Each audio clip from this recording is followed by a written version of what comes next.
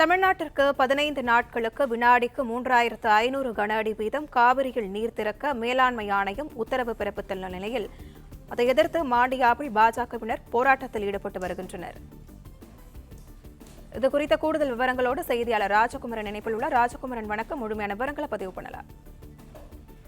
காவிரி ஒழுங்குமுறை ஆணையம் மற்றும் காவிரி மேலாண்மை ஆகிய அமைப்புகள், காவிரி மேலாண்மை ஆணையமும் உத்தரவிட்டும் கூட கர்நாடக அணைகளில் இருந்து தமிழகத்திற்கு தண்ணீரை திறக்கக்கூடாது என்று அந்த மாநிலத்திலே தற்பொழுது பாரதிய ஜனதா கட்சி போராட்டத்தில் ஈடுபட்டிருக்கின்றது. முன்னாள் முதலமைச்சர் எடியூரப்பா தலைமையிலே மாண்டியா மாவட்டத்தில் மிகப்பெரிய அளவிலே தற்போது போராட்டம் வெடித்திருக்கின்றது. எடியூரப்பா உள்ளிட்ட பாஜகவினுடைய கர்நாடக மாநில முக்கிய நிர்வாகிகள் இணைந்து இந்த போராட்டத்தை ஒருங்கிணைத்திருக்கின்றார்கள்.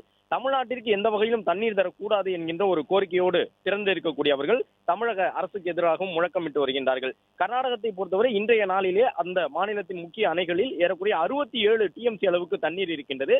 ஆனால் 15 நாட்களுக்கு வெறும் 4.5 டிஎம்சி அளவு தண்ணீரை வழங்க வேண்டும் என்று காவிரி மேலாண்மை ஆணையம் சொல்லியும் கூட கர்நாடகத்தில் இருக்கக்கூடிய முக்கிய தலைவர்கள் அதற்கு எதிர்ப்பு தெரிவித்து வருகின்றார்கள். குறிப்பாக கர்நாடக மாநில பாஜக தமிழ்நாட்டிற்கு தண்ணீர் திறப்பதை கடுமையாக எதிர்த்து வருகின்றது. நேற்று வரை கன்னட அமைப்பை சார்ந்தவர்கள் மட்டும்தான் போராட்டத்தில் ஈடுபட்டார்கள். இந்த நிலையில் எடியூரப்பா தற்போது நேரடியாக களத்தில் இறங்கி முன்னாள் முதலமைச்சரான அவர் பாரதிய ஜனதா கட்சியின் சார்பிலே மிகப்பெரிய அளவில் போராட்டத்தை தொடங்கியிருக்கின்றார். மாண்டியா மாவட்டத்தில் தற்பொழுது பாஜகவினருடைய தமிழ்நாட்டுக்கு தண்ணீர் தரக்கூடாது என்ற கோரிக்கை அடிப்படையிலான போராட்டம் வலுவடைந்துள்ளது.